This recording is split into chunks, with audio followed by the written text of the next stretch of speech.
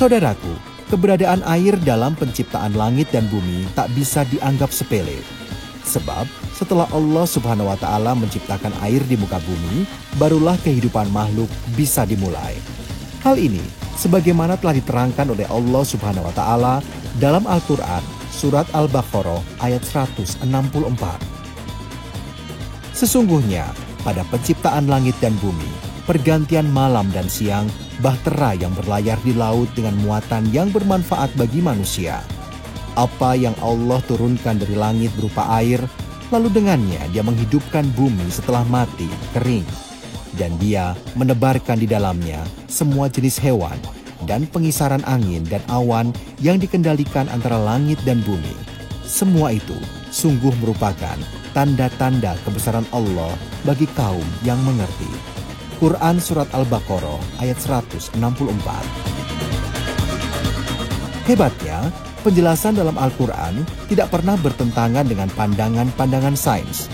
Berbagai teori mengenal awal pembentukan bumi menyatakan bahwa permukaan bumi pada mulanya merupakan bola logam yang begitu panas.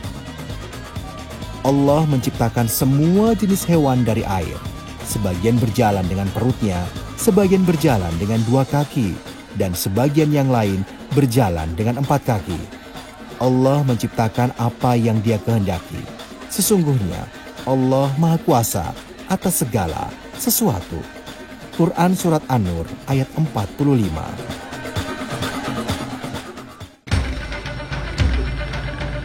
Saudaraku, saking pentingnya keberadaan air bagi kehidupan manusia, sampai-sampai sedekah air dinilai sebagai salah satu bentuk sedekah terbaik bagi seorang muslim.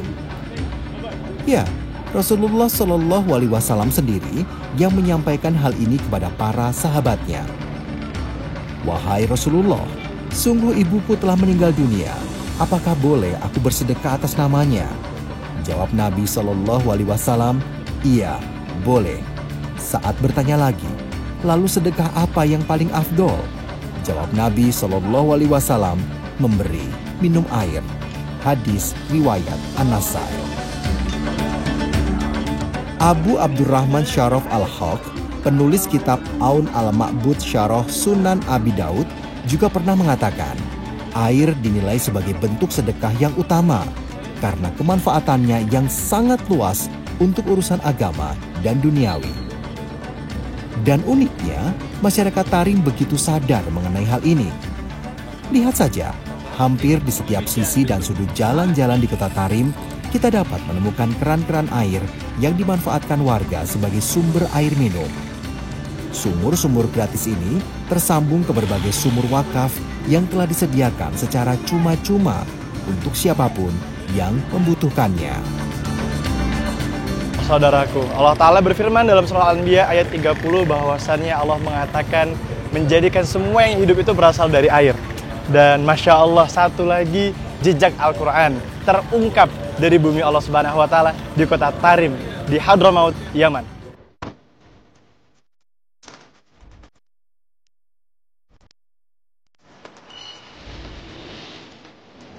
Kota Tarim juga merupakan pusat pembelajaran Islam yang penting dan menjadi salah satu destinasi bagi para pencari ilmu agama Islam. Saudaraku, Tarim merupakan kota kecil yang tersembunyi di antara lembah-lembah tandus Hadramaut.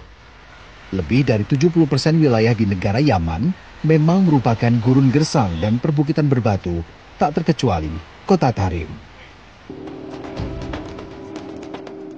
Alhamdulillah, kali ini saya berkesempatan menyaksikan bentang alam perbukitan Tarim yang unik dan menantang dengan mengendarai sebuah motor. Bukit-bukit yang menjulang di sekeliling saya ini terbentuk dari lapisan-lapisan batu yang telah ada sejak berabad-abad silam. Saudaraku, di balik pesona alamnya yang menawan, ternyata kota Tarim juga menyimpan keberkahan yang tercermin dari kehidupan masyarakatnya. Saudaraku, ada yang menarik dari motor-motor yang ada di kota Tarim. Nih, kita dengerin. Allahu Akbar, Allahu Akbar, Allahu Akbar. Subhanalladzi sakhkhara lana hadza wa ma kunna lahu muqrinin wa inna ila rabbina lamunqalibun. Masya Allah saudaraku, bahkan motor-motor yang ada di Tarim pun juga mengingatkan kita untuk selalu ingat kepada Allah Ta'ala ketika ingin berkendara. Dan doa ini terdapat dalam surah Az-Zukhruf ayat 13 dan juga 14 di dalam Al-Quran. Saudaraku, kota ini memang penuh keunikan. Selain motor yang bisa berdoa, kalau kita perhatikan lebih dalam, motor-motor di sini juga tampak sederhana. Jauh dari kata mewah, sekilas tampak lebih heboh motor-motor di Indonesia ya. Subhanallah. Saudaraku, kalau kita perhatikan, masyarakat Tarim benar-benar memilih untuk memfokuskan diri pada kehidupan Islami yang lebih tradisional demi kemurnian agama. Meski terkesan old school alias kuno, tetapi bagi masyarakat Tarim yang terpenting, kendaraan-kendaraan ini dapat bermanfaat untuk memenuhi kewajiban mereka beribadah kepada Allah Subhanahu wa Ta'ala. Sebab bagi mereka, semua harta dan kendaraan yang dimiliki seorang Muslim kelak akan dimintai pertanggungjawabannya di hadapan Allah Subhanahu wa Ta'ala.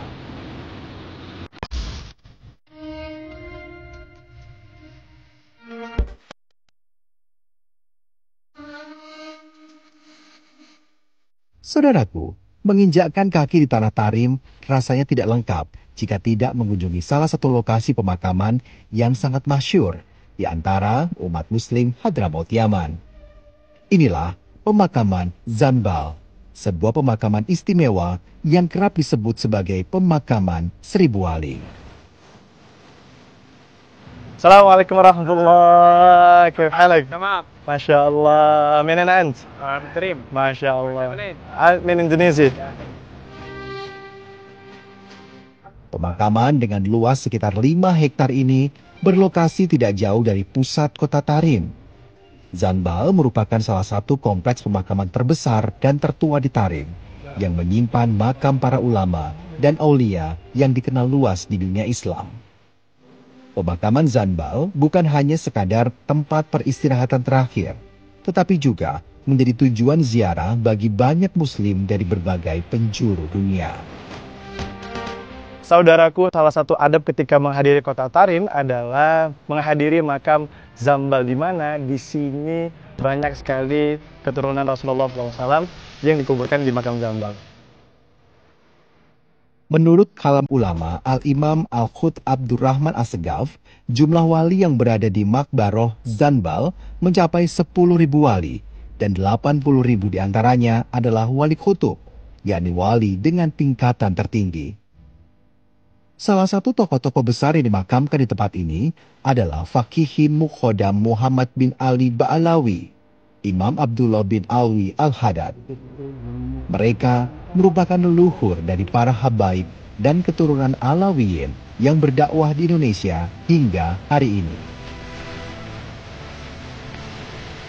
Nah, Bib, saya pengen tanya, kenapa salah satu adab ketika menghadiri kota Tarim, kita harus ziarah ke makam Zanbal?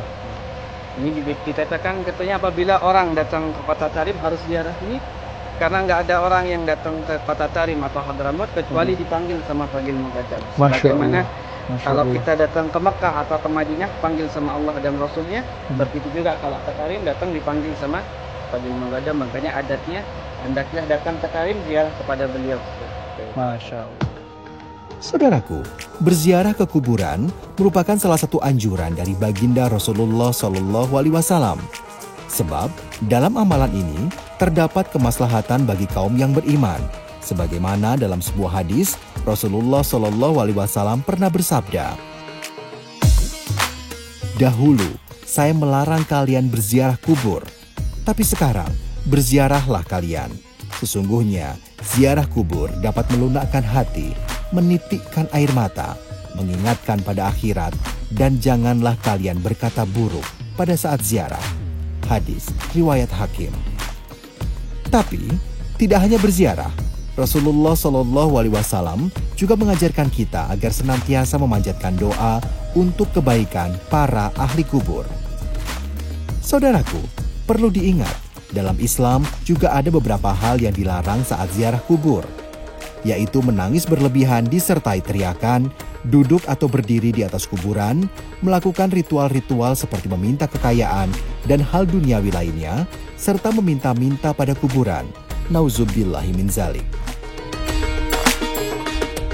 إنه سواك لذيذ جدا وحار. سواك حار جدا هذا. Har jiddan. Dapat deh siwaknya, Masya Allah. Masya Allah.